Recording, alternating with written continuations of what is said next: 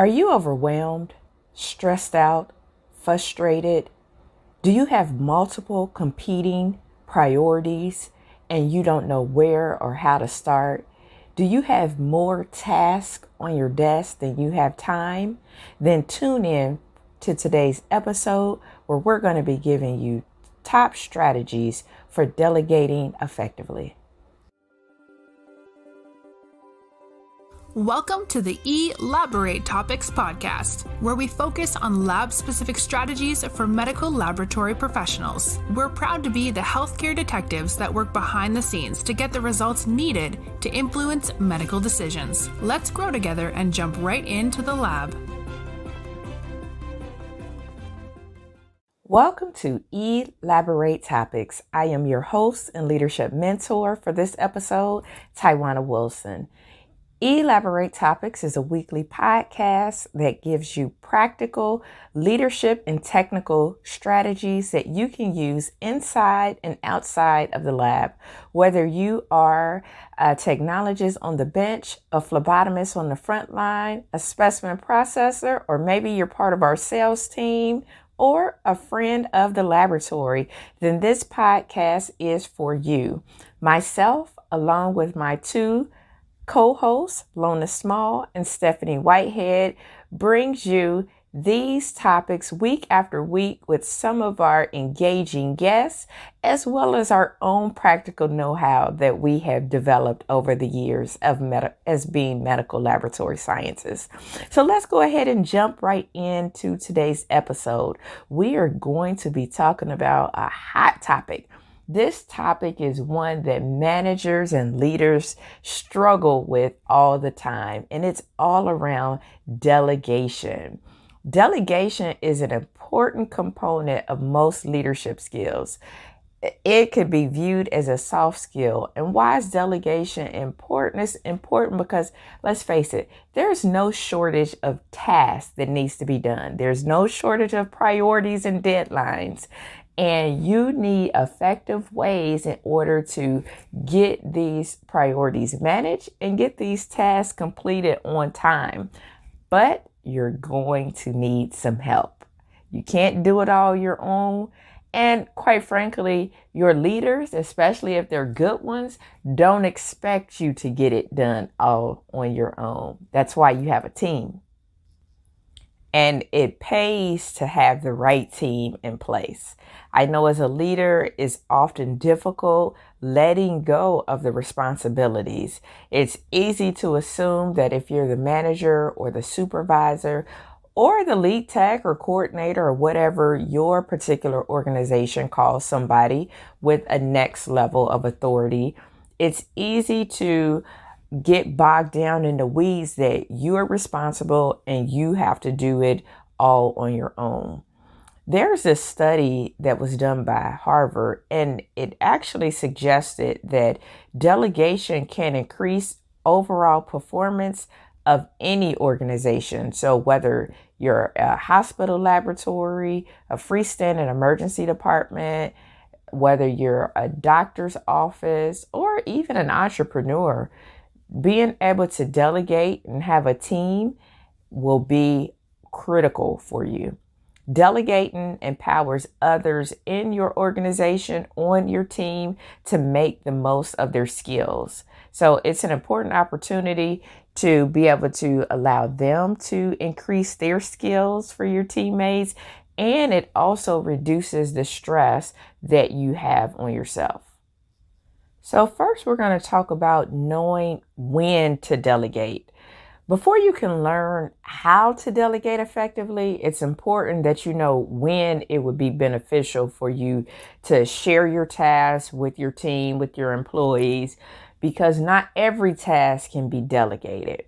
No matter how hard you try, there are going to be certain issues that you'll want to handle for yourself. So in some cases, resist the urge. For instance, you can't have your staff performing their own audits or performance reviews or things like that. So those are things that you can't delegate out, right? But there are some things that you can delegate out. So say if you are a supervisor, you may have a staff member that checks your maintenance logs for you and making sure that they are completed. As we know in the laboratory, we don't like holes, especially when we perform patient testing on that day. We want to make sure that our instruments were in control, our maintenance checks were performed, and so that you could start off with tasks like that. I have seen some supervisors or managers delegate the scheduling. Now that can get a little bit tricky, but I have seen it where they have a team member that actually does their schedules for them. There are other things that you can delegate as well. In the laboratory, it's very important to make sure things that are dated and labeled appropriately. So being able to have somebody to check those. As we know, we should always be CAP compliant at all times, Joint Commission compliant, or any of the other regulatory agencies compliant at all times. And as the supervisor or lead, you can't be everywhere at all times. So you need somebody else to be looking as well, because you can be looking at one thing and see it day after day, and it doesn't stand out until another set of eyes starts to look at it. So those are things that you can think about that needs to be delegated. And then you can also think about, are there tasks that you do that can be automated by a computer? Are there reports that can be ran for you versus you pulling data manually? So that means that the human part of it is not necessary. As my mom would always say, work smarter, not harder, and that making sure that your tools work for you. I know sometimes as organizations, and I've been in several, where we have a lot of tools where we maybe only use one part of the tool for this or one part of that tool for something else. But are you really utilizing all of your tools effectively? And that can serve as some automation or delegation of those responsibilities in which you're not spending time. Hiring excellent team members, I will say, is very important too, to ensure that you can delegate effectively to your team. Because one of the reasons that people don't delegate is because they don't feel like their team has the skills to be able to do it. So one, you got to empower your team. Two, it starts with making a smart hire or the right choice for your team. So the most obvious times to delegate are when, and here, make sure you're taking some notes, get your pen and paper out, but you simply don't have the right talent or skill to handle a task on your own. So there are some things that are better delegated to somebody else that's more resourced to be able to handle that task or have the right skill set to be able to do it. I like to use the phrase, just because you can do something doesn't mean you should. I can remember serving as the treasurer for my sorority, and I learned a lot. I learned how to use software that I didn't know how to use. I learned how to use QuickBooks. I learned a lot about checks and balances and making sure that my reports were audited and they were balanced every month.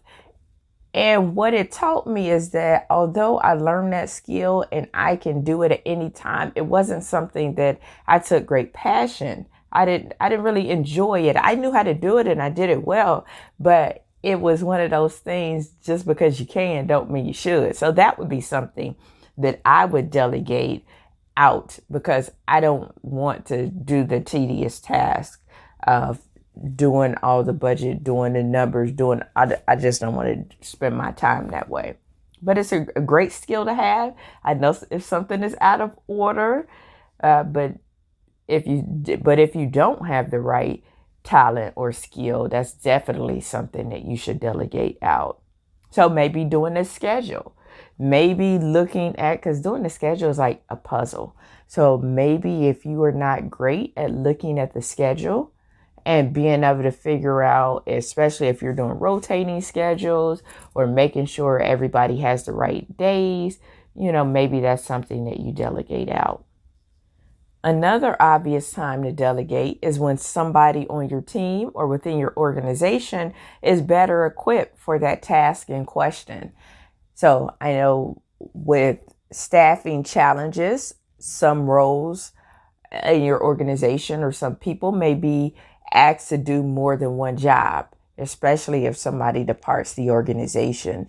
And when somebody's asked to do more than one part, looking at when you are divvying up responsibilities, do those responsibilities make sense for the person you are getting ready to divvy those tasks out to? Because maybe it doesn't. Maybe it belongs somewhere else with somebody else that's more capable of performing that task more efficiently and effectively. Another obvious time to delegate is you don't have enough time to handle all the tasks in front of you.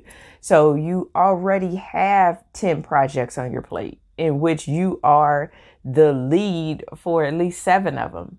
If somebody comes to you with another project, then you know that you will probably have to delegate that out because you just don't have enough time to be able to look at all of these projects, manage all of these projects, and be able to be the key resource for all of them. And that's where you have to depend on your team of being able to handle some of the projects.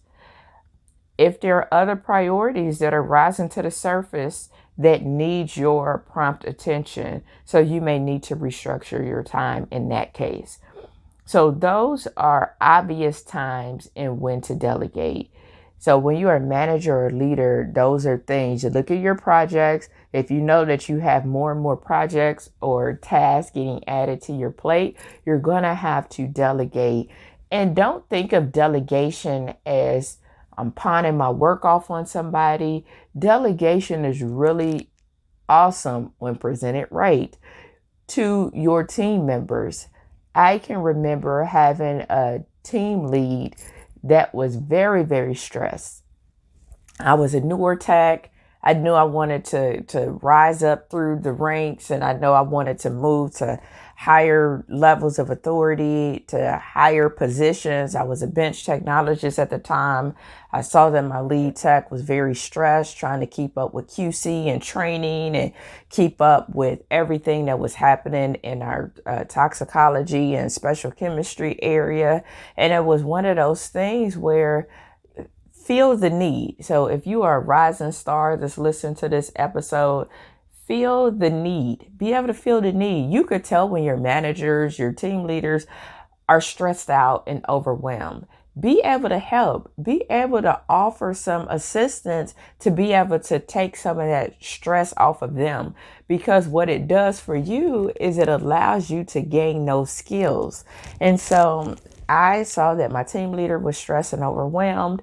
And I'm like, well, if we have any new hires that come back here, I'm willing to train them, and it put me in the department for months at a time, which was okay because I was able to practice my training skills. I was able to work with new hires that we had. I was able to gain that confidence in training and public speaking and being able to help a fellow team member.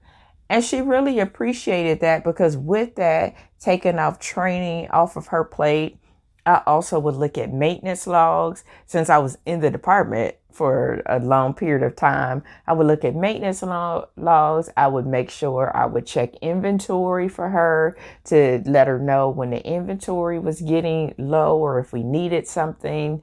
And although I didn't have a documented leadership role or supervisory role, I was able to use that in other job opportunities that I got when I was asked, name a time that I took on some extra responsibilities that I didn't have. So delegation is great for the manager and is great for the person that's being delegated to when done effectively. So we've talked about when to delegate. Let's talk about knowing how to delegate. As scientists, as we are technical people, right? And delegating isn't something that always comes naturally to us. And actually, it doesn't come naturally to a lot of leaders because you got to practice it. You got to practice it. And it's getting over that trust, that fear, that it's getting over all of those things that we have in our mind. And you need a plan. So I'm going to give you some strategies that you can use to help you know how to delegate. And this episode is more so for managers and leaders, but if you have to delegate anything in your personal life, if you're in the community, you could definitely take these strategies with you. So get to know your employees or your team if you don't have employees. Every employee has a specific skill set and talent that makes them better suited for certain challenges. So your staff might even have goals when you do your performance reviews or you think about the year and what your teammates want to accomplish for that year. Then delegating tasks to them could help them achieve some of those targets.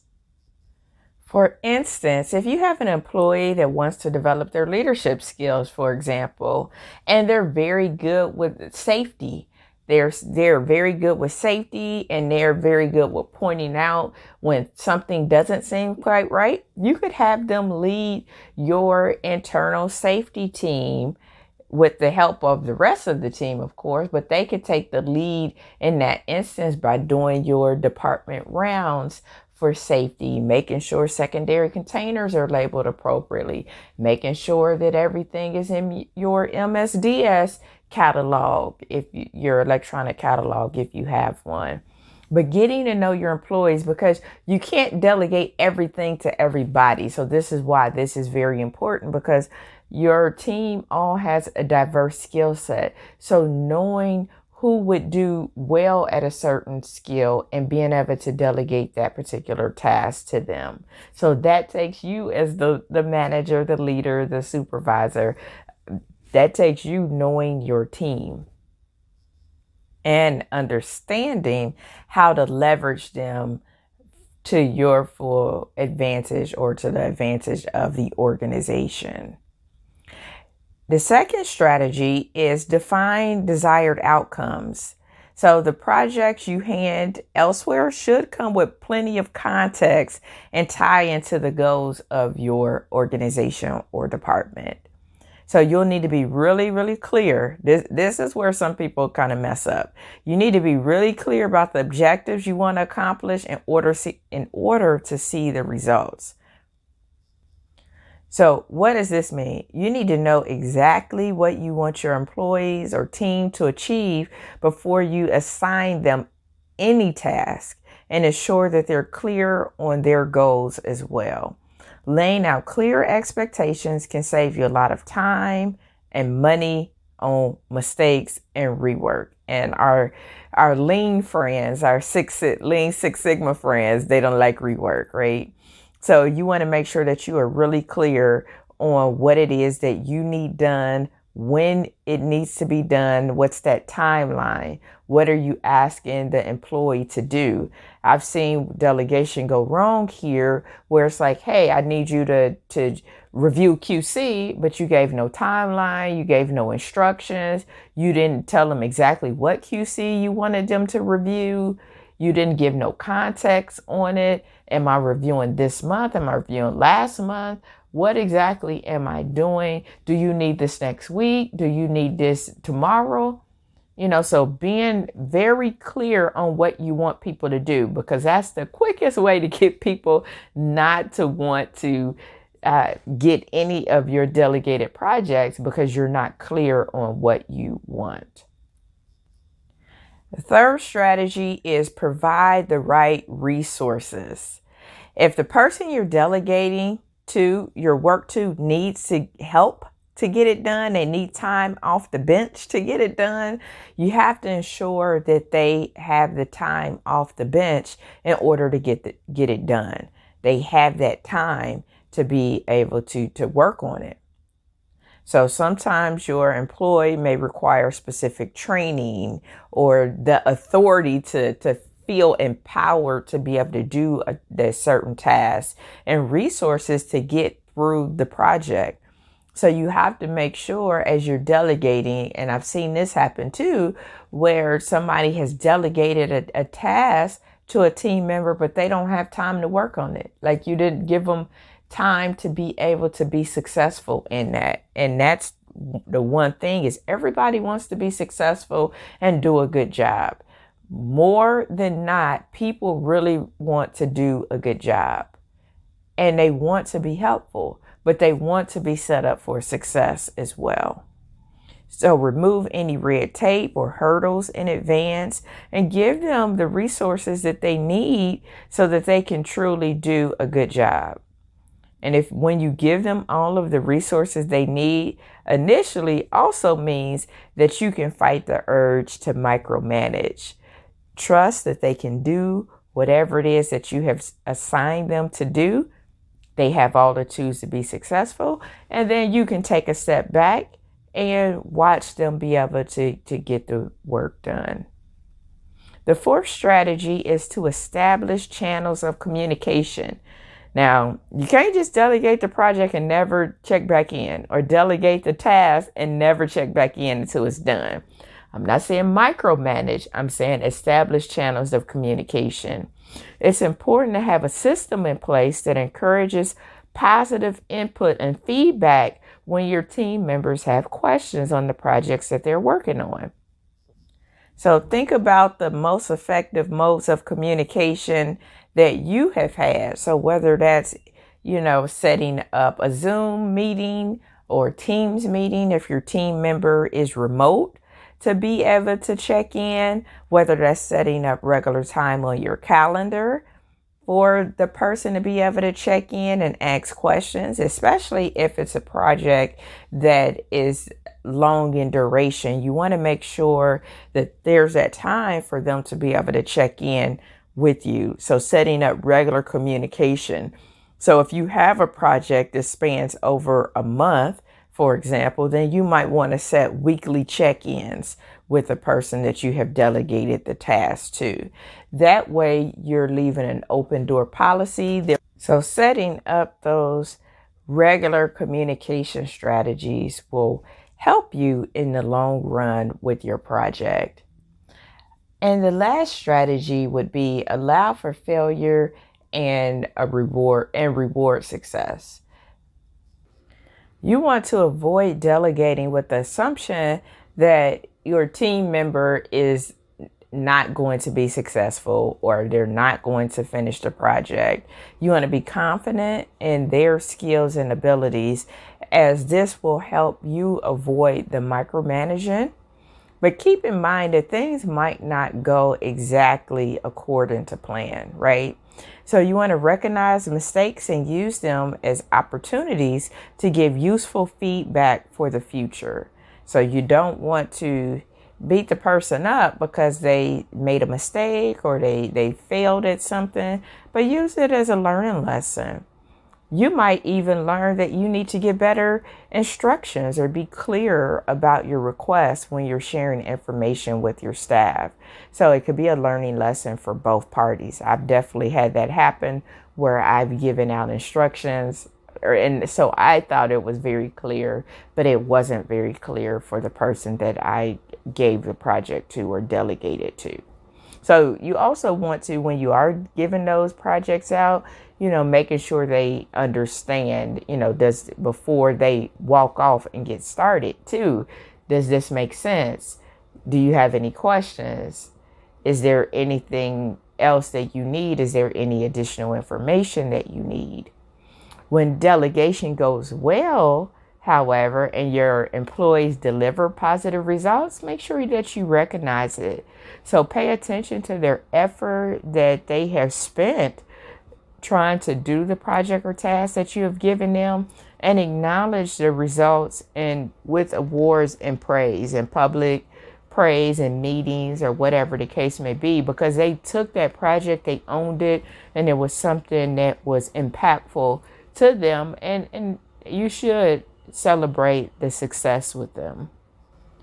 So those are 5 strategies that you can start implementing right away when it is time to delegate. So think about your next project that you have, your next task. Think about the strategies that you can employ. So get to know your employees so that you know what skill set they have and who you can delegate certain projects to that makes sense.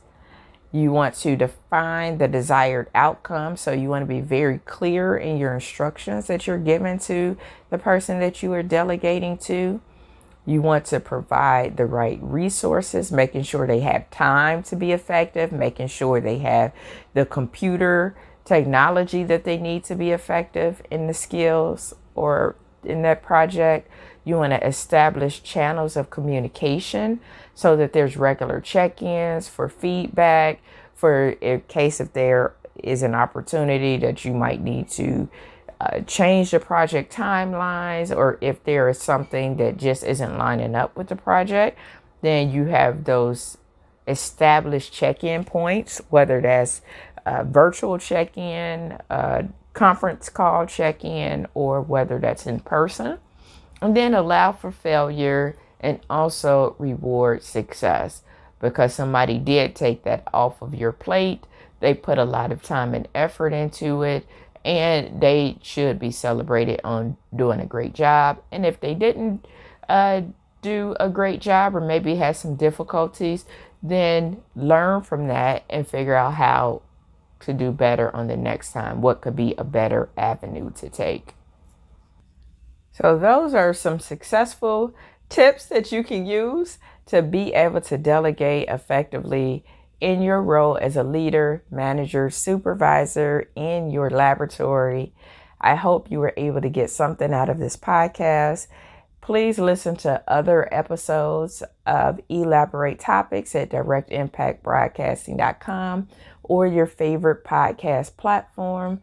Please share this broadcast out with anybody that can use to benefit from the tips that we share week after week after week. You can catch myself and my co-hosts on LinkedIn in our eLABorate topics group. So come on over there and join us. Request to join the group. We would love to have you to continue the discussion for today's podcast, as well as other episodes that we have had. If you would like to be on the show, go to directimpactbroadcasting.com and there's a link for you to submit your interest. Until then, I hope you have an amazing week. Thank you for tuning in to another episode of eLABorate Topics, where your hosts discussed relevant strategies for laboratory professionals. Please subscribe to this podcast on your favorite podcast platform and listen to us on directimpactbroadcasting.com. Stay tuned for another episode with information you can use to excel in your laboratory career.